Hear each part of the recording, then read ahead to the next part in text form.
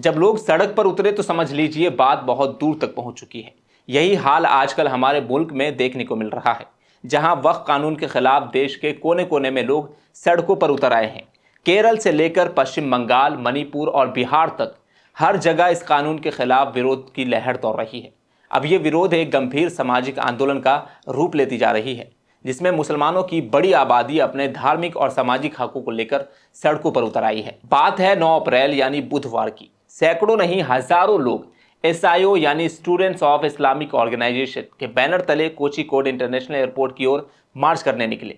मकसद था इस नए वक्फ कानून के खिलाफ बड़ा सांकेतिक विरोध दर्ज कराना। दोपहर 3:30 के करीब ये लोग एयरपोर्ट हाईवे तक पहुंच गए। अब सरकार को ये मंजूर नहीं था कि हजारों की तादाद में एकजुट होकर लोग आवाज उठाए, लिहाजा भारी संख्या में पुलिस बल को तैनात कर दिया गया और फिर शुरू हुआ वो मंजर जैसे कोई जंग का मैदान हो। लाठीचार्ज, आंसू गैस के गोले, स्टन ग्रेनेड्स और वाटर कैनन का इस्तेमाल किया गया। करीब 25 लोग घायल हुए और कुछ को अस्पताल में दाखिल कराना पड़ा।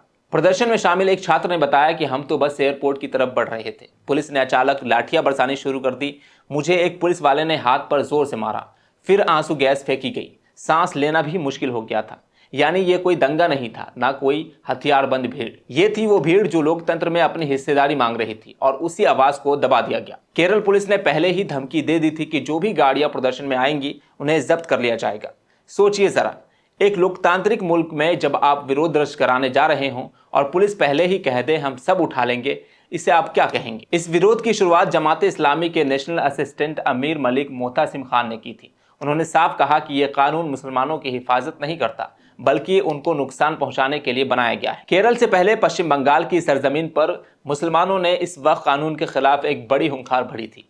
यहां हजारों लोग मस्जिदों से लेकर चौराहे तक उतर आए। बैनर, नारे, तकरीर, हर जरिया अपनाया गया।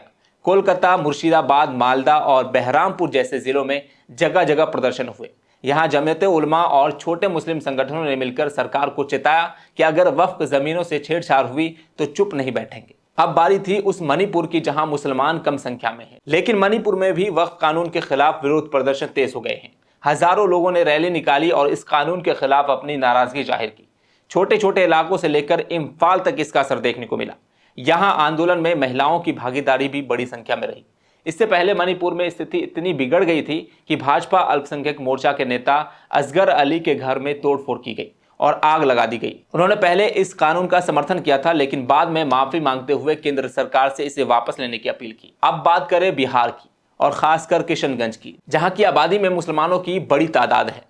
यहाँ हाल ही में वक्फ कानून के विरोध में विशाल रैली निकाली गई, जिसमें वक्फ कानून वापस लो की जोरदार मांग की गई। साथ ही नीतीश कुमार के खिलाफ भी भारी नाराजगी देखने को मिली। अब ये सवाल है कि जब एक के बाद एक राज्य केरल, बंगाल, मणिपुर और बिहार में वक्फ कानून को लेकर मुसलमान सड़कों पर उतर रहे हैं, तो क्या ये कोई मामूली विरोध हो सकता है?